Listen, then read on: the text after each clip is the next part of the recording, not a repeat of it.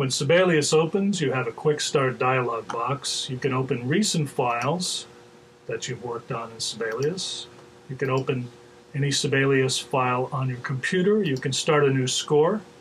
You can browse through their teaching resources and worksheets. You can open any standard MIDI file. You can scan in printed music with PhotoScore, and you can transcribe monophonic music with AudioScore.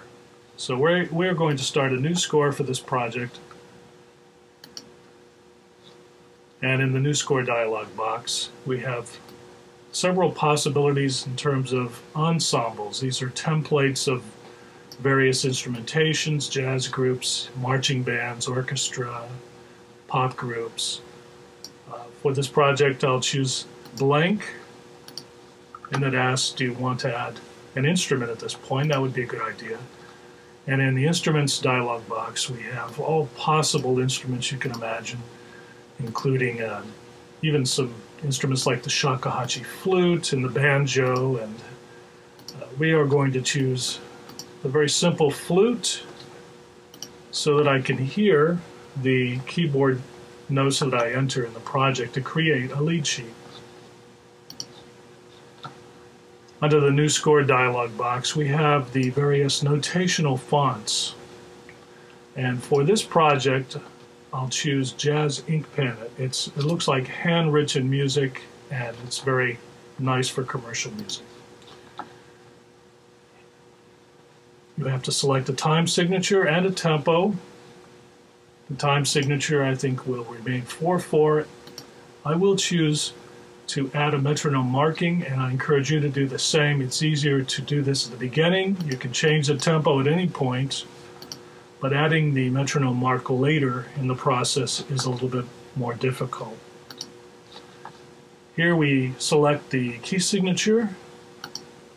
I'll select F major. And in the score information, we can put a title.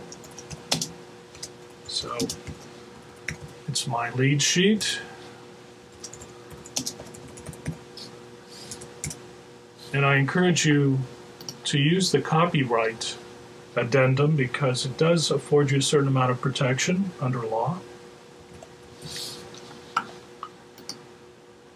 And there we go. At this point, we have a score view, although it also looks like a part view just because I haven't added many parts to it. And one of the nice things about Sibelius is you can move your configuration, your setup, by simply grabbing and moving things without having to go through a meta tool like you have to do in Finale.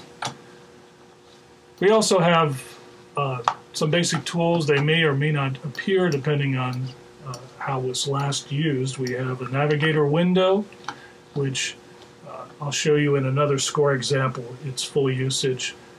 We have a transport that is called playback here, and we have a keypad. If you don't see these, simply go to the menu window and you can select these and add these. Here's the mixer, which is important. The mixer, you can add instrument sounds to those instruments you have. If you see unallocated listed, you will not have a sound. By choosing an instrument device, and they may differ according to your computer setup, you'll be able to hear that instrument when you play the keyboard. And of course, it's also a good idea to allocate a sound to your click track so you can hear that as well. And I like to bump up the volume on the click track so that it's nice and loud.